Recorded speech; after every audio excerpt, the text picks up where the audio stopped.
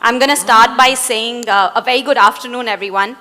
Mostly it's sessions post-lunch, which are the toughest. I hope you all are wide awake. If you aren't, I promise we're going to try that you're awake by the end of the session, perhaps. We're going to try to make it as interesting as possible, and hopefully we'll be able to contribute to the much-needed topic. It's all about social media, because I personally feel, in my given time, I'm a wedding planner myself, I feel social media and content marketing very much go like wine and cheese. I don't think any one of us can do without either of them when we pair the two together. So I'm not going to take much of your time. I will introduce the panel for today. We start with Mr. Parthip Thyagarajan. Woo, you can be louder, guys. The CEO of Weddingsutra.com. He comes with an experience of over 20 years. Weddingsutra's platforms and IPs target both B2C and B2B audiences. Welcome, Parthip. Our next panelist today is Rahul Jain, CEO Eventfaqs.com.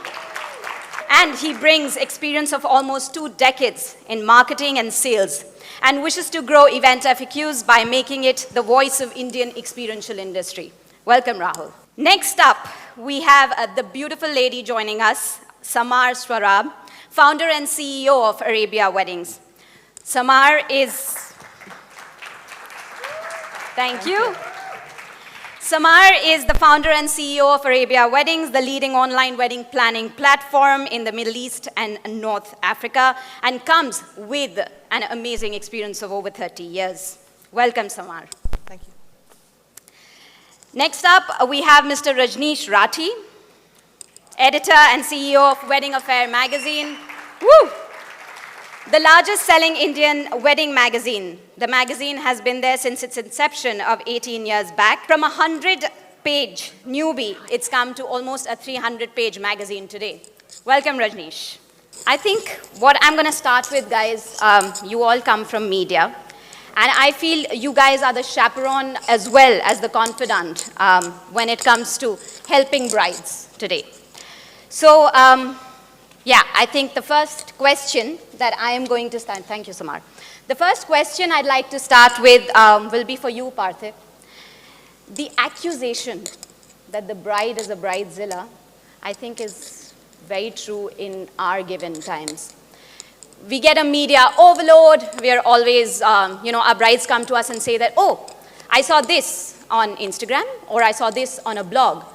So what do you have to say about that? Like, they get an information overload, it becomes difficult for us to then pitch for those weddings, and margins reduce. Would you planners agree with me? Yeah, so your take on that. Zilla as a term was more about the fact that you can get married itself was a blessing. And because one thing COVID taught all of us is everything cannot be in your control. I would think Bridezilla as a hashtag will return now that event managers are in a position, we've all learned to control everything. As they say, we are learning to coexist with COVID. It's not about fighting or staying away. It's about how do you work. And having said that, let's face it, everybody is getting married for the first time. So they are completely clueless about costs, especially the way it is that very few people even understand, unless, they are from families where they've attended a lot of weddings. For example, I was talking to somebody who's in the US. She's a US-based photographer. And she said, for the first time in my life, and she was doing an Indian wedding for the first time ever. She's always shot weddings in the US. She said, the Indian bride, the amount she knew about costings and the detailing she got into, thanks to the fact that this Indian bride had organized 5 weddings of her cousins. So she says, I was just amazed. Mm-hmm. But of course, having said that, there are those who know a lot, and then there are those who are clueless.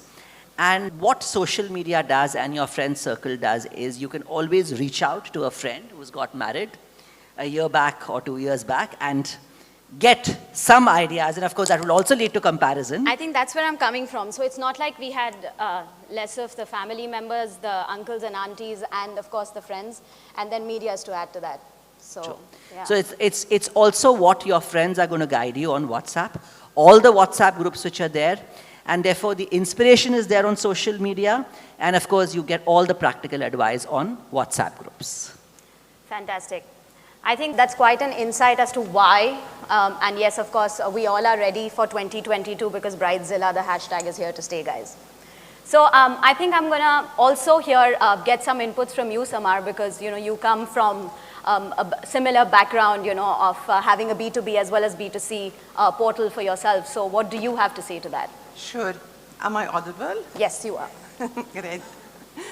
Well, I agree with Parthip, definitely. Portals and websites like ours and magazines have helped brides to know what they want, know what they like, know what a wedding theme is and what a boho chic wedding is, and know all these, the terms, and they got the inspiration from whether it's Instagram or our portals.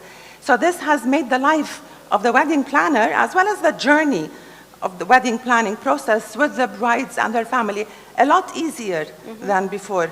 I mean, try explaining a boho chic wedding theme to a bride who hasn't been onto any of our portals or read any of our articles. It would be very difficult for a wedding planner to show her all the pictures and the videos and try and explain, but she has probably come across all of these terms and trends on our portals, before approaching a wedding planner.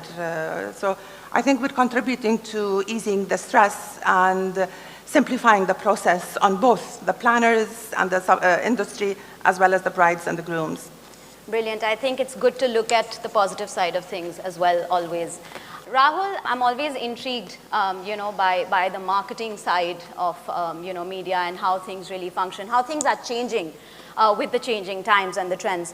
So, I would like to know your vision of 2022. And what do you feel, how is media to contribute to our industry? And what is going to change going ahead? Or you think, what are the new strategies media is going to come up with? Of course, with the leadership present in this room, I'm sure that everybody knows how to manage the media of their own company. But what I believe is media is all about content. If the right content is showcased, content is consumed. If the right content is not showcased, people are very, very picky and choosy these days. They just pass on. Considering that, I would say with the world moving towards the social media of the side, we should always also focus on the way the traditional media has always worked.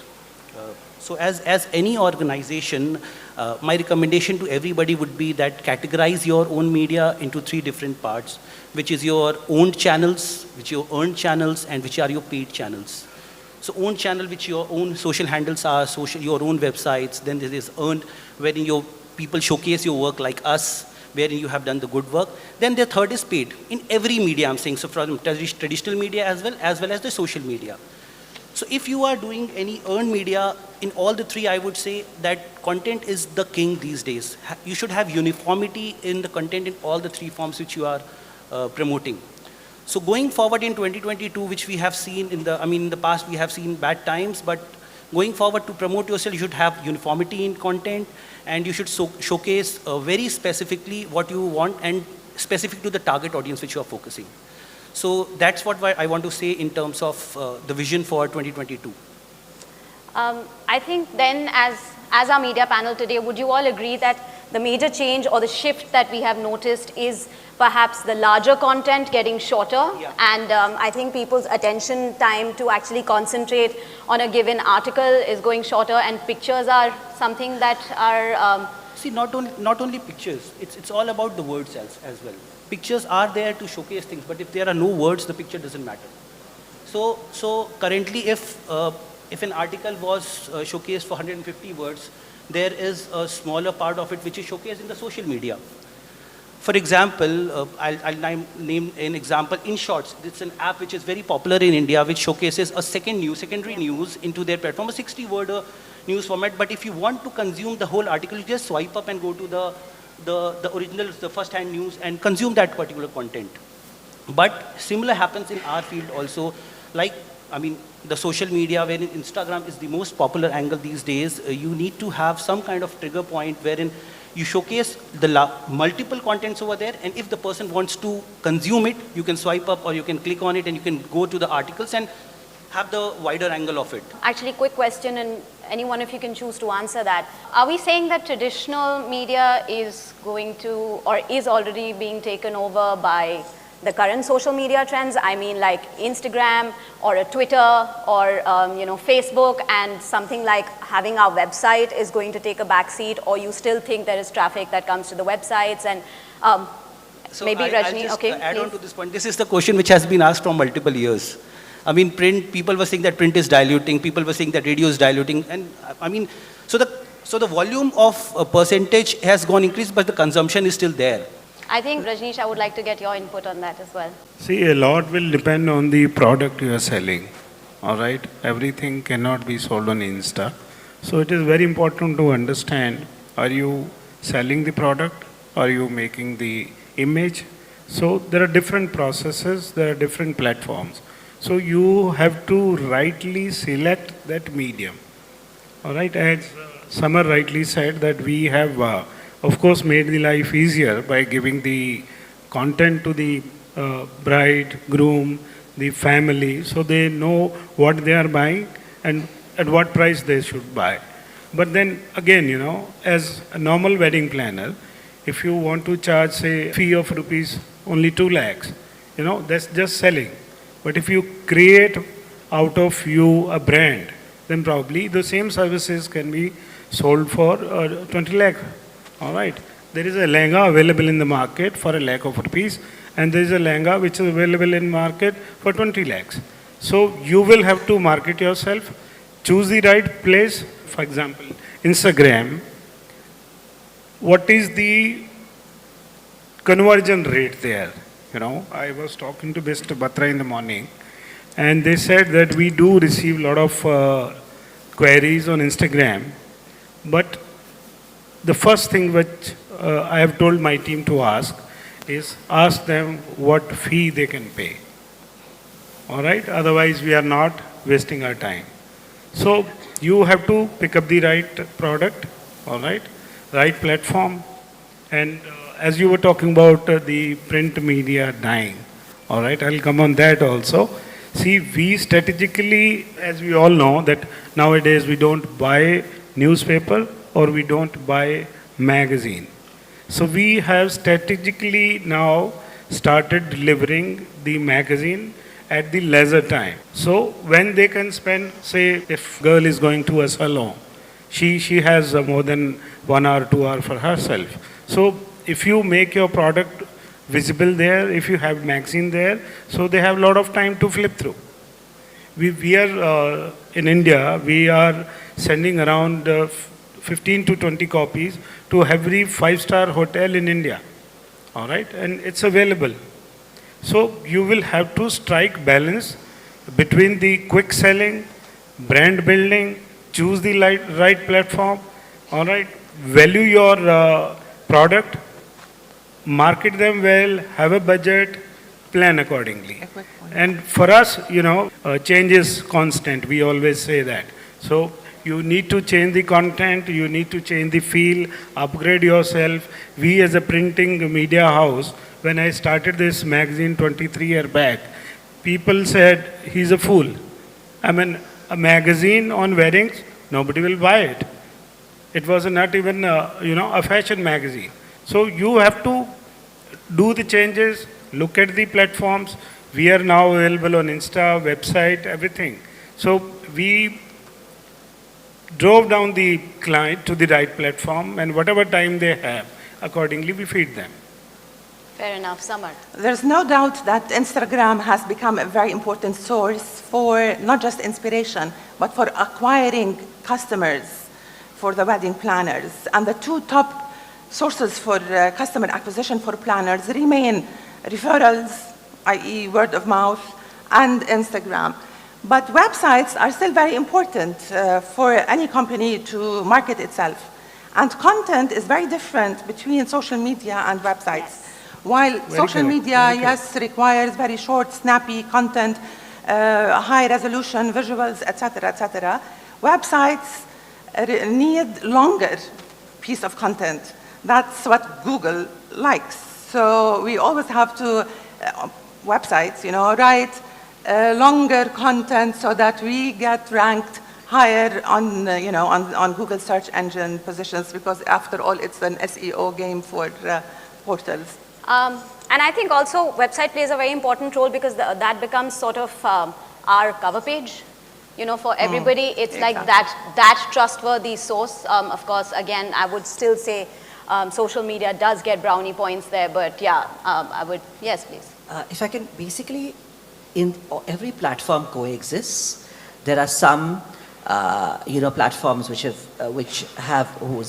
they may be seen as a print brand, but we've known that how print brands even leverage on their equity to get web-based advertising. So it is also about the fact that how ultimately, whether it's social media, whether it is a print, whether it's a digital, from the event lens, managers or the wedding planners lens, how do you effectively work with media for your brand building? Different people will have, different event planners and wedding managers will have different objectives. Some may have short term, some may have long term. For some it could be lead generation, for some it may not be lead generation at all.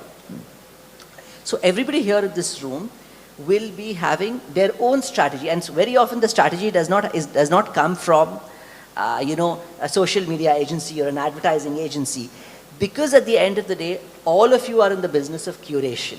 You understand your clients. It's no social media agency will understand the cultural, context of your clients or what they are doing.